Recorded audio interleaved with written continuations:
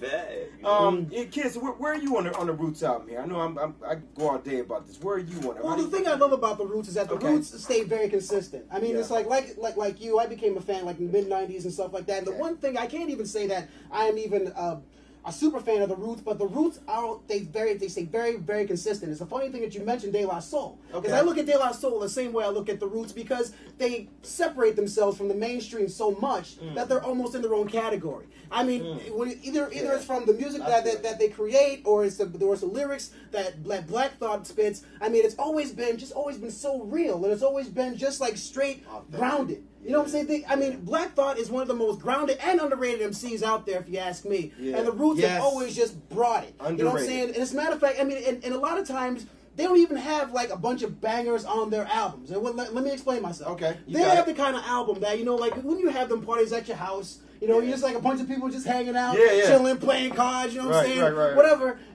That is the type of album. The Roots is the type of group that you want playing on your CD player or on your MP3 or whatever, because they're consistent. They continually bring you the funk. Every song, almost every track, they're bringing it funky. And I mean, they're not like picking you up and bringing you back down. They're just keeping you level and keeping you grounded, just like the lyrics of Black Thought. Now, I have a question for y'all too.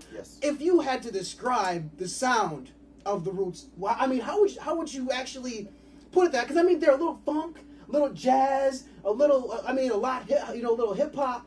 How would you describe their sound? Well, I would say, you know, if I had, I mean, and it's kind of a weird thing, because you don't want to categorize a group like that, because they're so versatile. They are. I mean, because if you look at the people they've even backed up and things they've done in the past, I mean, it's not just hip hop, obviously. Right. You know, in fact, if you go back to the Philadelphia Half-Life album, there's a track on there that's instrumental and it's basically just straight jazz, and it's something that I could have played.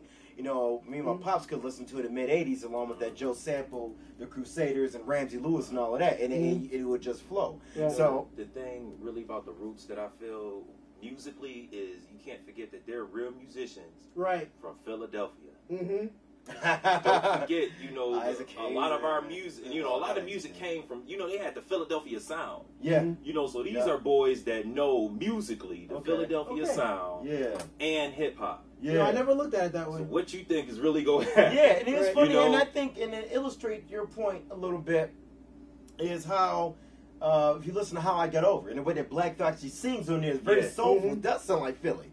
You know, how I got over. I mean, he in the, like, you know, he just, he just. I thought I'd throw a little John Legend in there. That's what they do, though, you know, and then, you know, out there they got knowledge of self and, you know, all sorts of things, you know, so that, you know, that translates into music. And they've never had the change to try to get over or become larger. Their way of life, they're not changing. No, I mean, and it's funny. No, and again about the Roots, one of the concerns I had, and I think I brought this up to both of you guys, was when they got the gig on Jimmy Fallon, how that was going to affect their sound. But I had to go back and think about, well, there's no way these guys are going to lose their edge, because I think I spoke to both of you guys about when Public Enemy did Bring the Noise on the Jimmy Fallon show with the Roots, and they had the S1Ws, Professor Griff going in. It was crazy, you know. So I mean, they're always going to stay edgy no matter what they do musically. So to answer your original question, how could I categorize it? I can't.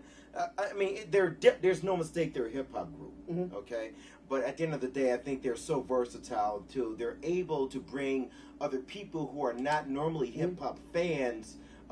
They're able to get those guys in there because they're just so nice with it. I mean, bottom line. What I say is, to the question, how do you categorize them? The answer I would give is don't. Yeah. Don't categorize. Don't. Okay, actually, that's just let it be. Just move on. Let the Roots be the Roots. Let it be. Let the Roots be the Roots. Become. All right, now we only got a couple more minutes here. Now, the one thing I do want to touch on, which I think is very, very important that we touch on, is what a lot of people don't have nowadays is the live performance. I've never seen them live. I mean, I've never even seen them on Jimmy Fallon. I'm not a late night guy, but you have seen them. You have told me numerous times. Awesome. Make it, but make it brief. Make it brief. I'll make it brief. Okay, 2002. It was dope, son. New Orleans, 2002. Both my girlfriend and I went to the Essence Festival, right? You know, at the time she was my girlfriend. Right. So we go down there, and at the Essence Festival, they have a bunch of live people sit in the Superdome. This is obviously pre-Katrina, obviously. You know, it's in the Superdome. But they have all these side venues, too. And all the side venues may hold roughly, I don't know, 1, maybe 200 people maximum in the standing room only.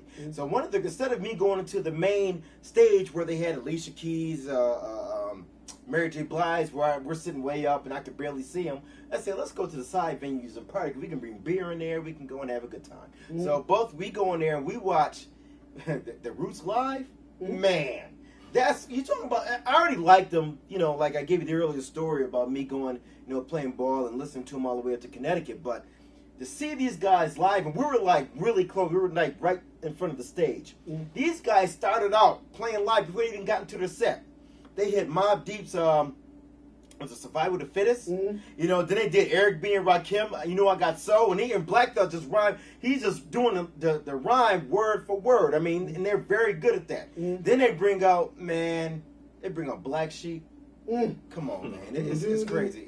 No, I'm mixing it up. No, De La Soul's there actually brought up Black Sheep, but that's another issue. Okay. I didn't. I'm going to be accurate here, be fronting here. But at the end of the day, it's one of the best live performances. So if you haven't seen them live, Internet Universe, and a lot of you guys know what I'm talking about. You must see the Roots live. That's a short version. Go see the Roots live.